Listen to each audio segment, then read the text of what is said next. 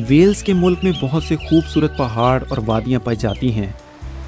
इन वादियों में से एक में मगरबी साहिल से कुछ ही फासले पर एक छोटी सी जगह है जो कि लिन्फीहैंगल कहलाती है। गांव कहलाने के लिए ये जगह बहुत छोटी है, अगरचे एक वक्त था कि जब यहाँ पर बहुत ज़्यादा लोग रहते थे। इस जगह के दरमियान में एक छोटा सा घर है जिसमें एक मकबरा मौजूद है। इसे वेल्स के संडे स्कूल के लड़कों और लड़कियों ने वहाँ पर बनाया था। क्यों? करीबन 200 साल पहले इस खूबसूरत वादी में कुछ हुआ था जिसे बच्चे याद रखना चाहते थे। छोटे घर की टूटी हुई दीवार पर एक तख्ती लगी हुई है जो कि वेलिश जुबान में हमें बताती है कि ये मैरी जॉन्स का घर था। लेकिन मैरी जॉन्स कौन थी? अगर हम मकबरे को और ज़्यादा करीब से देखें तो हमें पता चल जाएगा कि वो कौन थी और उसके साथ क्या हुआ था। लेकिन एक मिनट ठहरें, वो हमारी कहानी का हिस्सा है। मैरी जॉन्स और उसकी बाइबल।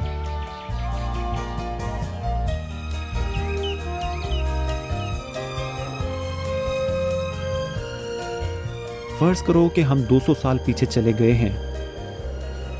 ये मौसम ख़ज़ां की ठंडी शाम और अंधेरा छा गया है। छोटे से घर का दरवाज़ा खुलता है और एक जवान लड़की ठंडी हवा में बाहर निकलती है। घर के अंदर एक छोटी लालटेन और अंगीठी एक कमरे को गर्म रखते और रोशनी पहुंचाते हैं। यहाँ पर फर्नीचर बहुत कम है और एक कोने में खड्डी पड़ी हुई है जो कि कपड़े उनने के लिए इस्तेमाल होती है और कपड़े करीबी गांव में बेच दिए जाते हैं। मिसेस जॉन्स बाहर जाने के लिए बिल्कुल तैयार थीं। मॉली, तुम किसका इंतज़ार कर रही हो? मिस्टर जॉन्स ने कहा। अगर तुम जल्दी नहीं करोगी तो तुम्हें चर्च की मीटिंग से देर हो जाएगी। मैं मैरी का इंतज़ार कर रही हूँ, उसकी माँ ने कहा। वो लालटेन लेने गई थी और वो अभी तक वापस नहीं आई। मैरी का बाप मुस्कुराया। ओह हाँ, लालटेन, रात को तुम्हें उसकी ज़रूरत होगी। ये तुम्हारा अच्छा ख्याल था कि जब तुम चर्च की इबादत के लिए जाती हो तो मैरी तुम्हारे लिए लालटेन पकड़ कर रखे, नहीं तो वो जा नहीं पाएगी और वो नहायत शौक रखती है। हाँ, मिसेस जॉन्स ने कहा, वो अभी सिर्फ 8 साल की है, लेकिन बाइबल में से जो कुछ भी मैं और तुम उसे बताते हैं वो उसे पहले से ही पता होता है। ओह हाँ, वो आ रही है। मैरी, तुम लालटेन लाने में पहले ही बहुत देर कर चुकी हो। हमें जल्दी करनी होगी, नहीं तो हमें देर हो जाएगी। मैरी ने जवाब दिया। मुझे माफ़ करना अम्मी जान, हमारी लालटेन टूट गई है, इसलिए मुझे हमसायों के घर से लालटेन लेने के लिए जाना पड़ा। लेकिन आज रात चांद निकला हुआ है, मिसेस जॉन्स ने कहा। मैं लालटेन के बगैर भी जा सकती थी। जी हाँ, लेकिन तब मैं आपके साथ ना जा पाती और मुझे आपके साथ चर्च की इबादत में जाने का बहुत शौक है, मैरी ने जवाब दिया। मिसेस जॉन्स मुस्कुराई जब उन्होंने मिस्टर जॉन्स को खुदा हाफिज कहा। वो जानती थी कि मैरी को चर्च जाने का कितना शौक है। उनकी ख्वाहिश थी कि मिस्टर जॉन्स भी उनके साथ जा पाते, मगर वो बहुत बीमार थे। अगरचे मैरी के माँ बाप खड्डी पर कपड़े बुनने का काम बहुत मेहनत से करते थे, लेकिन फिर भी वो बहुत गरीब थे। लेकिन वो खुदा से मोहब्बत करते थे और ईमान रखते थे कि खुदावंद यीशु मसीह उनका नजात दहिंदा है। उसे जानना पैसों से कहीं ज्यादा कीमती था। जब खुदा का कलाम पढ़ा जा रहा होता था तो मैरी बड़ी दिलचस्पी से सुनती, और जब पादरी साहिब बाइबल में से कलाम बयान करता तो वो बैठकर गौर से सुनती। उसने वो सब कुछ सीखा जो वो सीख सकती थी, और अगरचे वो चर्च की इबादत में सबसे छोटी थी, लेकिन फिर भी उसे जरा सी परवाह नहीं थी। मैरी के लिए खुदा हकीकी जिंदा खुदा है और वो उसे और ज्यादा जानने की ख्वाहिश रखती थी। जब वो इबादत के बाद घर की तरफ रवाना हुए तो मैरी ने कहा, अम्मी जान, क्यों ना हम अपनी जाती बाइबल लें? मैरी, क्योंकि हमारी ज़ुबान में बहुत कम बाइबल मुक़द्दस हैं और हम एक बाइबल की कीमत अदा करने के लिए बहुत गरीब हैं, मिसेस जॉन्स ने कहा। मैरी ने बेचैनी से कहा, हर बार मैं बाइबल में से कुछ ना कुछ सुनती हूँ, मुझे और ज़्यादा सुनने की ख्वाहिश है। जब वो बातें कर रहे थे तो मैरी का ध्यान लग गया और वो लालटेन को ऊंचा करना भूल गई ताकि उसकी माँ रास्ता देख सके। अचानक से उसकी माँ को पत्थर से ठोकर लगी और वो गिर पड़ी। खुशकिस्मती से वो बुरी तरह जख्मी नहीं हुई थी। उसने कहा, मैरी, इससे हमें सबक मिलता है। खुदा का कलाम बाइबल हमारे कदमों के लिए चिराग और राह के लिए रोशनी है। ये हमें खुदा के पास जाने का रास्ता दिखाता है और हमें बताता है कि हमें खुदा को खुश करते हुए उसके साथ किस तरह चलना है। लेकिन अगर हम उसके नूर में नहीं चलेंगे और उसकी बातों पर अमल नहीं करेंगे तो फिर हम गुनाहों से नहीं बच सकते। मैरी, इसे याद रखना। मैरी इस सबक को कभी नहीं भूली और अपनी पूरी ज़िंदगी उसने कलाम के वसीले से खुदा से बातें की और उन पर अमल किया। क्या आप बाइबल को पढ़ते और सुनते हैं जब कोई आपको खुदा के बारे में सिखा रहा होता है? क्या आप खुदा की फरमाबरदारी करते हैं जब वो आपको दिखाता है कि आपको उसकी मर्जी के मुताबिक क्या करना है और कैसी जिंदगी गुजारनी है?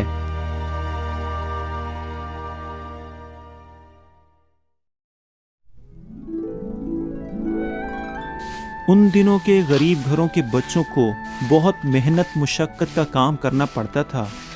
मैरी के माँ बाप को कई घंटों के लिए कपड़े बुनने पड़ते थे ताकि वो ज़िंदगी गुजारने के लिए ज़रूरत के मुताबिक पैसे कमा सकें। इसलिए मैरी को बहुत से काम करने पड़ते थे।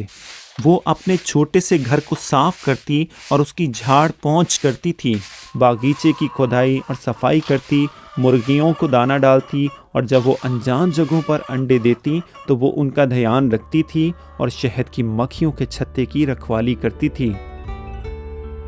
जब लंबा दिन ख़त्म हो जाता तो वो बैठकर अपने कपड़ों को सिलाई करने की कोशिश किया करती थी। जब वो ये काम करती तो उन तमाम आयात को दोहराती थी जो कि उसने बाइबल मुकद्दस में से सीखी थी। गर्मियों की शाम को जब वो अक्सर बाहर बैठा करती थी तो वो कादिर अदरस के पहाड़ों की तरफ देखकर तसव्वुर करती कि ऐसे ही पहाड़ पर खुदावंद यीशु मसीह दुआ करने के लिए गए थे, या वो उसका तसव्वुर किसी और पहाड़ से किया करती थी जिसका जिक्र बाइबल में हुआ हो। मैरी की बहुत ख्वाहिश थी कि काश वो उस दौर में होती और खुद खुदावंद यीशु की बातों को सुनती जब वो लोगों को तालीम देता था। एक दोपहर जब मिस्टर और मिसेस जॉन्स कपड़े बुन रहे थे और मैरी फटे हुए और घिसे पटे जोड़े पवंद लगाने में मसरूफ थी तो दरवाजे पर दस्तक हुई और मिसेस एवंस, किसान की बीवी, अंदर आई। सबको सलाम, उसने खुशी से कहा। आप सब कैसे हैं? और तुम मैरी बाइबल की अभी भी उतनी ही शौकीन हो जितना कि पहले थी? हाँ, मैं कहूँगा कि अब पहले से भी कहीं ज्यादा शौकीन हो गई है, मैरी के अब्बा ने कहा। मैरी की सिर्फ एक ही ख्वाहिश है कि इसे स्कूल जाने का मौका मिल सके। इससे बहुत मुश्किल पेश आती है क्योंकि वो बहुत कुछ सीखना चाहती है। मिसेस एवंस, वो 8 साल की है, इसे पढ़ना भी नहीं आता। काश मैं स्कूल जा सकती और पढ़ना सीख सकती, मैरी रोई। फिर मैं खुद वो तमाम बाइबल की कहानियां पढ़ने के काबिल होती और मैं किसी को मुश्किल में न डालती कि वो मुझे इन्हें पढ़ के सुनाए। लेकिन मैरी, तुम भूल जाती हो, हमारे पास बाइबल नहीं है और यहाँ तक कि हम एक बाइबल की कीमत भी अदा नहीं कर सकते, उसकी माँ ने कहा। और यहाँ वेलिश जुबान में ज़्यादा बाइबल मुकद्दस नहीं है, मिसेस एवंस ने कहा। मगर अब मैं जिस काम के लिए आई थी वही भूल गई हूँ। क्या आपके पास कुछ अंडे होंगे ताकि मैं आपसे ख़रीद सकूं? मैरी जल्दी से कूदकर उठी और बाहर अंडे ढूंढने के लिए गई।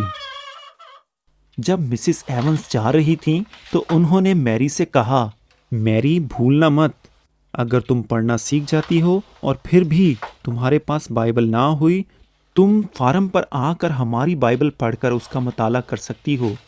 हमारे घर का रास्ता अगर तुम्हारे लिए ज़्यादा दूर नहीं। ओह, ये तो सिर्फ 2 मील का फासला है, ये कुछ भी नहीं, मैरी ने जवाब दिया। मैं बाइबल पढ़ने के लिए इतनी दूर खुशी के साथ आऊंगी जब कभी मैं पढ़ना सीख जाऊंगी, उसने मायूसी के साथ कहा। मैरी, खुदा जानता है कि तुम बाइबल मुकद्दस को पढ़ने का बहुत शौक रखती हो, वो तुम्हारी मदद करेगा। याद करो कि खुदावंद यीशु ने दुनिया पर किस तरह जिंदगी गुजारी। उसने कुछ रोटियों और मछलियों से हजारों लोगों को खाना खिलाया। अगर खुदावंद यीशु ने ये सब कुछ किया तो फिर वो आज भी तुम्हारी मदद कर सकता है।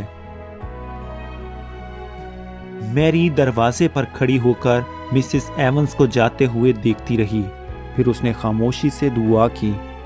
प्यारे खुदावंद, आपने भूखे लोगों को खाना खिलाया और गरीब लोगों को बरकत और तालीम दी। मेहरबानी से मुझे सिखाना और तरीकी में मत रहने देना। अगर आप अपनी जिंदगी में खुदा को पहला दर्जा देंगे तो वो बहुत सी बातों में आपकी मदद करने के लिए तैयार और रजामंद है। शायद स्कूल में आपको कुछ चीजें समझने में दिक्कत होती हो। अगर आप खुदावंद यीशु को अपना नजात दहिंदा मानते हैं तो आप उसे मदद के लिए पुकार सकते हैं और वो आपकी मदद करेगा।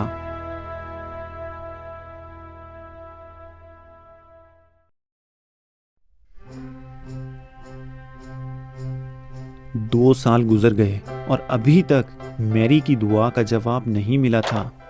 लेकिन एक दिन उसका बाप 2 मील दूर गांव में मौजूद मार्केट से वापस आया और उसके चेहरे पर चमकदार मुस्कुराहट थी। वो आग के करीब अपनी कुर्सी पर बैठ गया और मैरी और उसकी माँ की तरफ मुस्कुरा कर देखा। अब्बा जान, क्या हुआ? मैरी ने पूछा। कुछ अच्छा हुआ है ना? ऐसा ही है ना? हाँ। क्या हुआ है? मिसेस जॉन्स ने कहा। हम दोनों जानना चाहती हैं। अच्छा, मिस्टर जॉन्स ने कहा, तुम हमारी बेटी से क्या कहोगी कि वो पढ़ना सीखे या लिखना? ओह अब्बा जान, मैरी ने खुशी से पुकार कर कहा, और ज्यादा पूछने की हिम्मत नहीं। उसका बाप मुस्कुराया। हाँ मैरी, अब बर्गे-नलॉन में एक स्कूल खुला है और उस्ताद पहले से ही मुंतखब हो चुके हैं। जैसा कि तुम 2 मील के पैदल सफर को कुछ नहीं समझती, तुम जाकर जो कुछ सीखना चाहो सीख सकती हो। ओ अब्बा जान, मैरी दोबारा से खुशी के साथ चिल्लाई। मिस्टर जॉन्स मुस्कुराए। ओ अब्बा जान, अब कितने अच्छे हैं। मैंने सोचा था कि तुम खुश होगी और मैं सही था। खुदा ने मैरी की दुआ का जवाब दिया और वो गर्मियों, सर्दियों, बारिश और धूप में 2 मील पैदल चलकर स्कूल जाती और फिर 2 मील पैदल चलकर घर वापस आती। अगरचे कि अब बर्गे-नलॉन अब बहुत वसी है, कुछ पुराने मकान अभी भी मौजूद हैं। इसी तरह से वो इमारत भी मौजूद है जो कि स्कूल के लिए इस्तेमाल होती थी। ये अब 3 मकानों में बदल दी जा चुकी है। मैरी एक अच्छी शागिर्दा थी। वो सीखने की बहुत मुश्ताक थी और नहायत ही मेहनती थी। बहुत ही कम वक्त में वो पढ़ना और लिखना शुरू हो गई। एक इतवार की शाम चर्च की इबादत के बाद उसने मिसेस एवंस को, किसान की बीवी को रोका और कहा, मिसेस एवंस, 2 साल पहले आपने मुझे कहा था कि जब मैं पढ़ना सीख जाऊंगी तो मैं आपके फार्म पर आकर बाइबल पढ़ सकती हूँ। हाँ, मैंने कहा था। मुझे अपनी कही हुई बात याद है। क्या अब तुम्हें पढ़ना आता है? मिसेस एवंस ने पूछा। जी हाँ, मैरी ने कहा, और मैंने संडे स्कूल जाना शुरू किया है और तैयारी के लिए सबक लिया है। तो क्या मैं हफ्ते के दिन फार्म पर आ सकती हूँ? बिल्कुल, तुम आ सकती हो, मिसेस एवंस ने कहा। मेरी दुआ है कि कलाम मुकद्दस को पढ़ने और समझने में खुदा तुम्हारी मदद करे। अगले हफ्ते मैरी पहली बार बाइबल पढ़ने के लिए फार्म पर गई। जब मिसेस एवंस उसे कमरे में लेकर गईं, जहां पर वो बाइबल रखते थे, तो उन्होंने कहा, मुझे यकीन है कि मुझे तुम्हें बताने की ज़रूरत नहीं पड़ेगी कि हमारी बाइबल को एहतियात से पढ़ना और उसके सफ़ों को आराम से बदलना। मुझे यकीन है कि तुम एहतियात और सलीके के साथ उसे इस्तेमाल करोगी। तो अब मैं तुम्हें बाइबल के साथ छोड़कर जाती हूँ। जब तुम अपनी ज़रूरत के मुताबिक बाइबल पढ़ लो तो दूसरे कमरे में आकर हमारे साथ चाय पीना। मैरी ने उस दिन बाइबल का मुताला किस कदर गर्मजोशी से किया। वो जानती थी कि ये खुदा का कलाम है और वो खुदा और अपने नजात दहिंदे के बारे में ज्यादा से ज्यादा जानना चाहती थी। वो सब कुछ जो खुदा उससे कहता था सुनने के लिए तैयार थी। ओह, काश कि मेरे पास मेरी अपनी बाइबल होती, मैरी ने मायूसी के साथ कहा। क्या खुदा मैरी को वो चीज़ देगा जिसकी वो हर चीज़ से ज़्यादा ख्वाहिश रखती है? शायद आपके पास बाइबल है, लेकिन आपने उससे कभी पढ़ा नहीं, और शायद अभी पढ़ा और फिर नहीं। बाइबल खुदा का कलाम है और उसकी मदद से वो आपसे बातें करना चाहता है। खुदा ने अपने बेटे खुदावंद यीशु मसीह को दे दिया ताकि वो आपकी जगह मरे और आपके तमाम गुनाहों की सज़ा वो अपने ऊपर ले ले। सिर्फ उसके वसीले से आपके गुनाहों की माफ़ी हो सकती है और आप खुदा की नज़र में पाक और रासपास ठहराए गए हैं। और खुदा ने उनसे जो उसकी फरमाबरदारी करते और उस पर ईमान रखते हैं, इससे भी कई बड़े वादे किए हैं। जब मैरी खुदा के कलाम को पढ़ती थी तो वो उसमें से अपने लिए ऐसी शानदार बातें तलाश करती थी। एवंस खानदान के साथ चाय पीने के बाद घर जाते वक्त बाइबल के लिए उसकी ख्वाहिश उस वक्त तक बढ़ती गई जब तक उसने अपने आप से ना कह दिया, मेरे पास अपनी बाइबल होनी चाहिए, मेरे पास जरूर मेरी अपनी एक बाइबल होनी चाहिए, चाहे मुझे 10 साल तक उसके लिए पैसे क्यों ना जमा करने पड़े।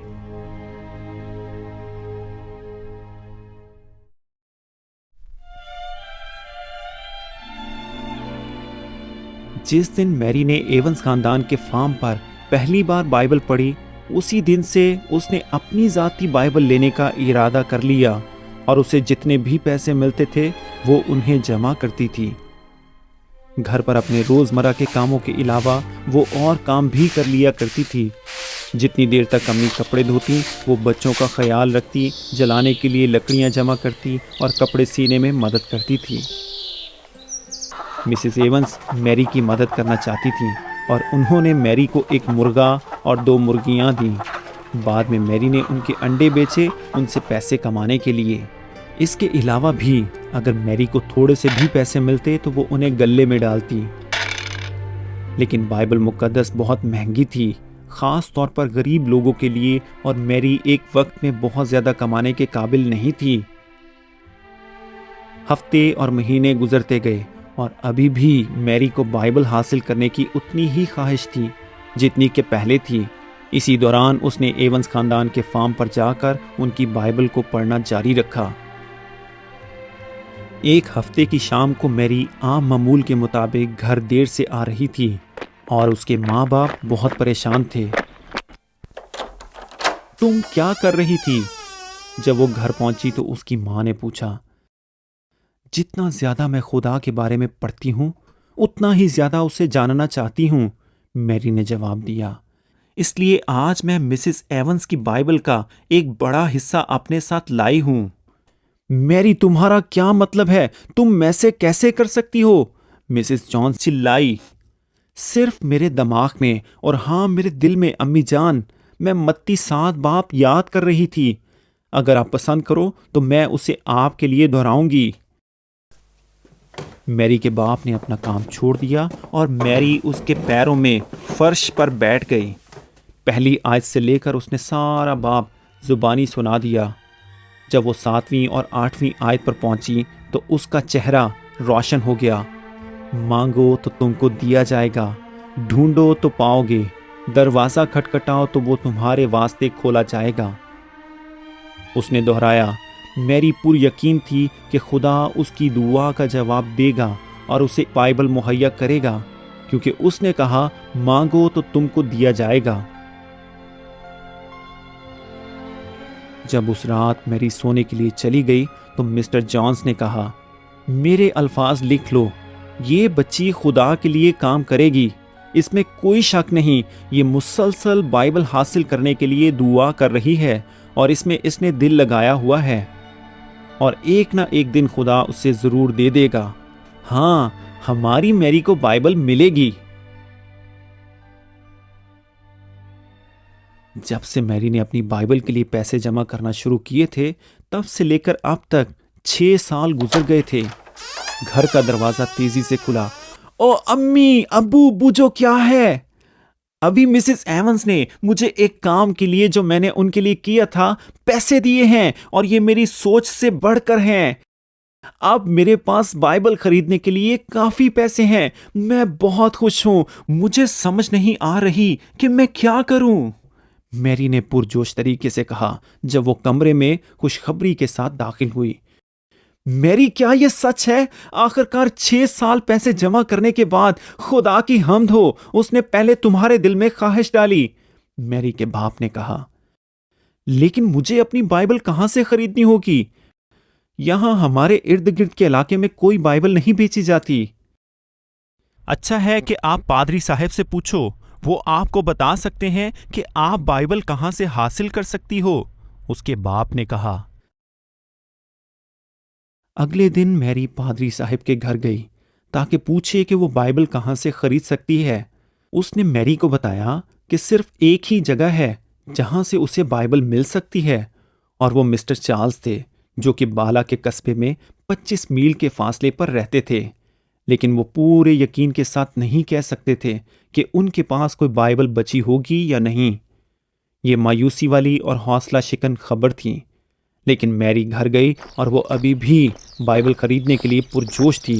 वो बाला पैदल जाएगी, चाहे वो कितना भी दूर था। मैं बाइबल के लिए बाला पैदल जाऊंगी, चाहे जो भी हो, मैरी ने घर पहुंचकर ऐलान किया। बाला पैदल जाना? उसकी मां ने हैरानी से कहा, वो बहुत दूर है और तुम बिल्कुल अकेली। मैरी चुप न रही।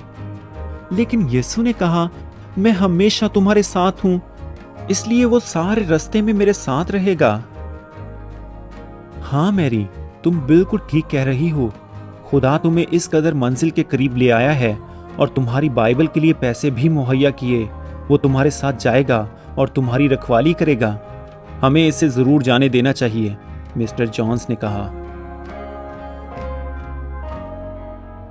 खुदा ने एक बार फिर मैरी की दुआ का जवाब दिया।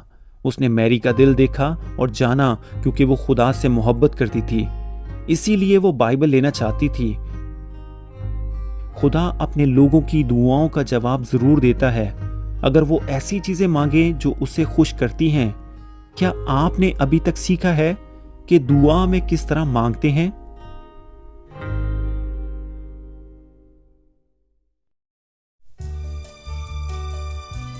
जिस सुबह मैरी को बाला के लिए पैदल सफर पर रवाना होना था, वो रोशनी होते ही उठ गई। उसने नहा धोकर साफ कपड़े पहने। 6 सालों से भी ज्यादा अरसे से उसने इस दिन का इंतजार किया था। आज उसे बाइबल मिल जाएगी। सुबह सुबह के नाश्ते के बाद वो पहाड़ों की तरफ अपने लंबे सफर पर रवाना हो गई। उसने अपने एक हाथ में बूटों की जोड़ी पकड़ ली। वो बहुत कीमती थे और 25 मील के सफर पर ज्यादा इस्तेमाल के बायस खराब हो जाते। उसे नंगे पांव जाना पड़ेगा और बाला पहुंचकर अपने बूट पहनने थे। कैसा खूबसूरत दिन है, मैरी ने सोचा जब वो पहाड़ों की ढलानों पर चढ़ रही थी। हवा परिंदों के गीतों से भरपूर थी और ऐसा लगता था कि जैसा कि तमाम मखलूकात उस सुबह मैरी की खुशी में शामिल थीं।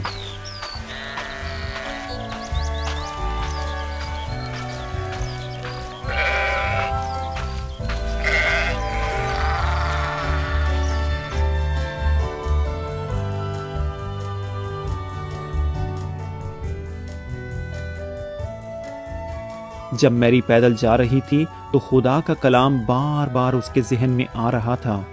उसने जो आयात दिल से याद की थी वो उन्हें दोहरा रही होगी। वो ज़बूर 121 के बारे में और उसके अल्फाजों के बारे में सोचती होगी, खुदावंद तुझे हर तरह की मुसीबत से बचा कर रखे। यही था जिसकी उससे ज़रूरत थी। जी हाँ, खुदा उसके साथ था और आगे भी उसकी मदद करेगा। आधा दिन गुजरने के बाद मैरी आराम के लिए रुकी। वो नरम घास पर बैठ गई जो कि सड़क से ज़्यादा दूर नहीं थी, और उसने अपनी माँ का दिया हुआ दोपहर का खाना खाया। एक चश्मा देखकर मैरी ने उसमें से ठंडा पानी पिया, मुंह, हाथ और पाँव धोए और एक बार फिर से अपने सफ़र पर रवाना हो गए।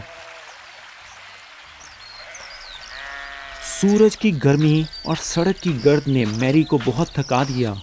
उसके पैरों पर जख्म और छाले बन गए और उसके सर और टांगों में दर्द होने लगी, लेकिन वो तकलीफ के बावजूद पाँव घसीट कर चलती रही। और जब सूरज गरूब हो रहा था तो मैरी बाला पहुंच गई और उसने जल्दी से मिस्टर एडवर्ड के घर की तरफ रुख किया, जिसका पता घर पर पादरी साहब ने उसे दिया था।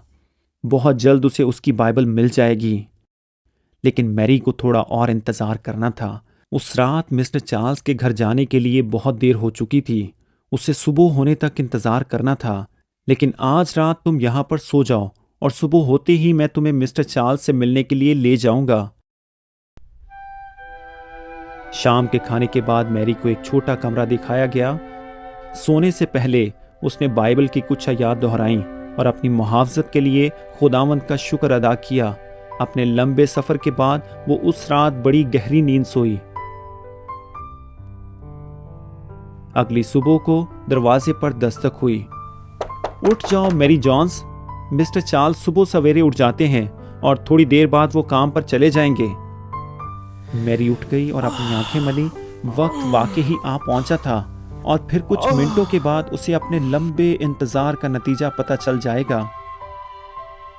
वो जल्दी से तैयार हो गई और मिस्टर एडवर्ड के साथ मिस्टर चार्ल्स के घर चली गई।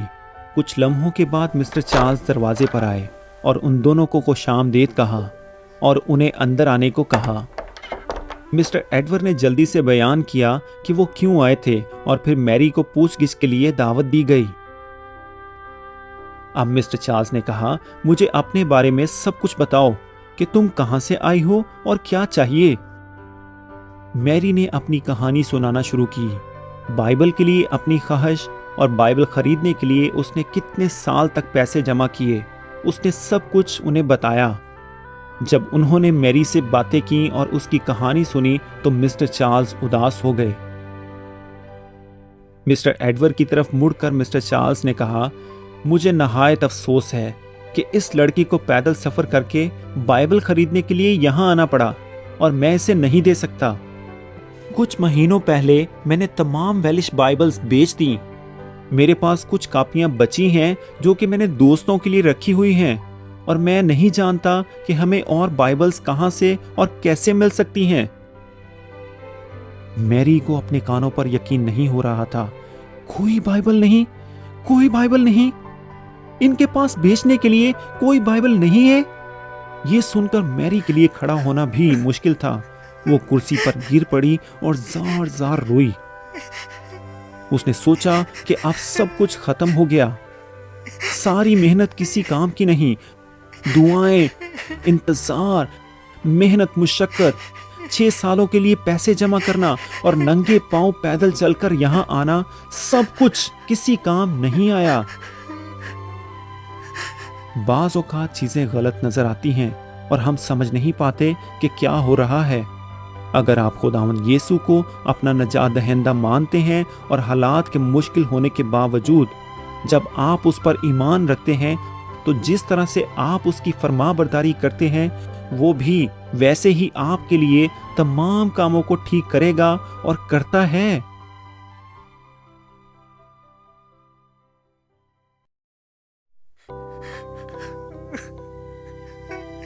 मैरी की सिसकियों की आवाज़ों के अलावा वहां बिल्कुल खामोशी थी।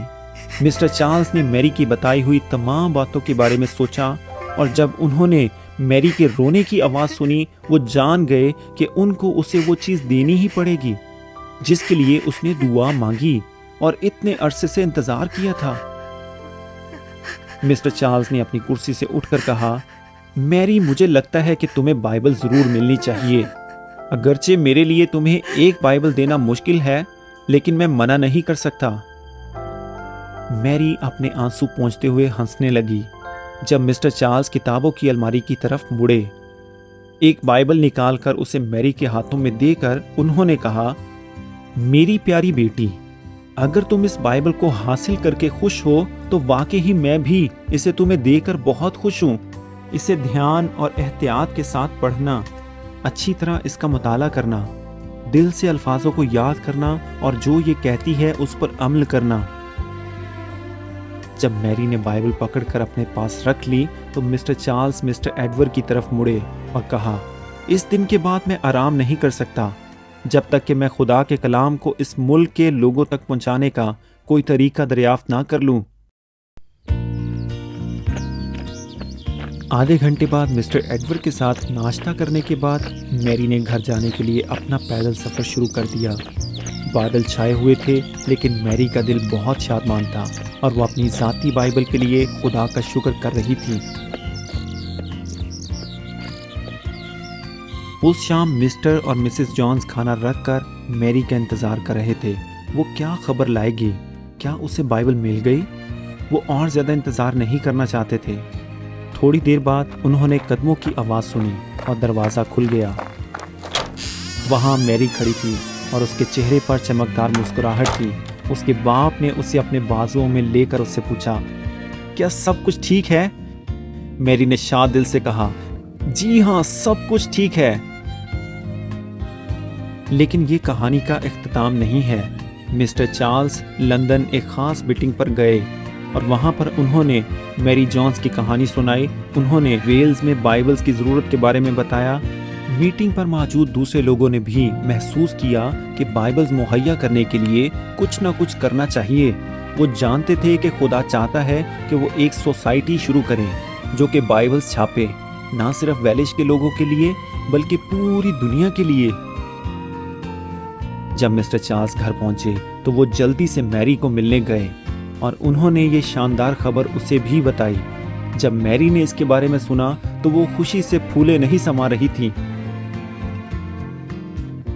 बाद में जब वो संडे स्कूल टीचर बन गई तो वो खुशी से भरपूर थी जब बच्चों को पहली बार बाइबल्स क्लास में पढ़ने और मुताला के लिए दी गईं। जब मैरी बड़ी हुई तो उसने एक जुलाहे से शादी की और ब्रायन कर्क गांव के उस घर में रहने लगी जो कि उसके वालिदैन के घर से कुछ ही मील के फासले पर था।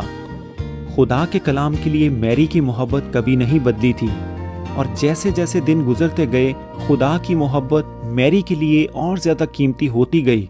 उसने अपने अजीम नजात दहिंदे के बारे में और ज़्यादा सीखा। खुदा ने मैरी को अपने कलाम की मदद से दिखाया कि किस तरह वो अपनी ज़िंदगी से खुदा को खुश कर सकती है। जब मैरी कलाम पर अमल करती तो उससे मैरी के दिल को असल खुशी मिलती थी। उसने अपने बच्चों को भी वफादारी के साथ खुदा के बारे में सिखाया और उन्होंने भी खुदावंद यीशु मसीह को अपने नजात दहिंदे के तौर पर कबूल करना और अपनी ज़िंदगियों में खुदा को पहला दर्जा देना सीखा। बहुत दफ़ा मैरी ने अपने हमसायों के मसाइल को हल करने में उनकी मदद की क्योंकि उसने खुद खुदा के कलाम यानी बाइबल में से जवाब तलाश किए थे।